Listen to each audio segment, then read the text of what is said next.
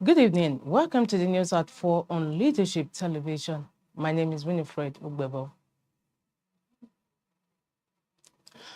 The federal government has insisted that the alleged threats by the leader of the outlawed Indigenous People of Biafra, IPOB, Nnamdi Kanu, to break up the country and establish a Republic of Biafra was not an empty threat.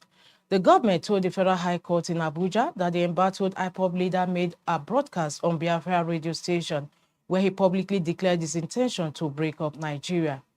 Responding to a no-case application made by Kanu on Friday, counsel to the federal government Adegboyega Awomolo said the broadcast by Kanu caused Nigerians to live in great fear. He told Justice James Omotosho to reject Kanu's claim that he had no case to answer in the 7-count charge of terrorism brought against him by the federal government. Awomolo argued that boasting to break up Nigeria is a fundamental security issue to the nation and as such should not be considered as an empty threat as claimed by Kanu. Awomolo also informed the court that Kanu in the broadcast directed his followers to kill policemen along with their families, adding that over 170 security agents were killed shortly after the broadcast. He therefore pleaded with the judge to reject the no-case argument by Kanu, but ordered him to enter his defense in the charges against him, adding that the no-case application was misplaced and misconceived. However, Kanu, through his lead counsel, Kanu Agabi, had faulted the prosecution of his client in the charges and asked the court to discharge and acquit him. Among others, Agabi said that throughout the proceedings, no single witness was called to tell the court how he was incited by Kanu to take to violence. Justice Omotosho, after taking arguments for and against the no-case application, fixed October 10 for ruling.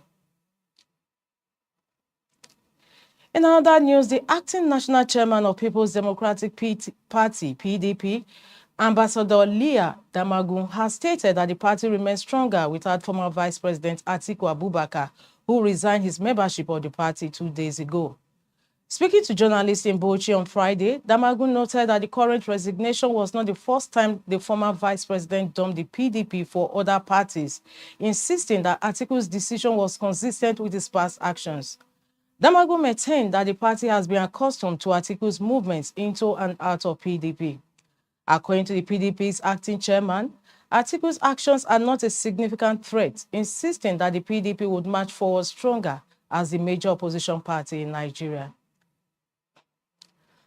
Former federal lawmaker who represented Kogi West in the 8th Senate, Barrister Dino Melaye, made his courtroom debut on Friday, appearing in full wig and gown for the first time since his call to the Nigerian bar as he stepped into Court 8 of the Federal High Court in Abuja. Senator Dino Melaye at the Federal High Court Abuja today appeared before Justice Emeka Winte of Court 8. The politician turned lawyer wrote on his verified Facebook page shortly after the brief proceeding. Leadership TV reports that Melaye, a chieftain of the African Democratic Congress, ADC, was among more than 5,000 new lawyers formally admitted to the Nigerian bar in Abuja in early July after completing his law degree at Bayes University. Friday's appearance marked his public debut in legal practice, underscoring what is described as the next chapter of a career that has spanned activism, reality television, and 2 terms in the House of Representatives and Senate, respectively. And now entertainment.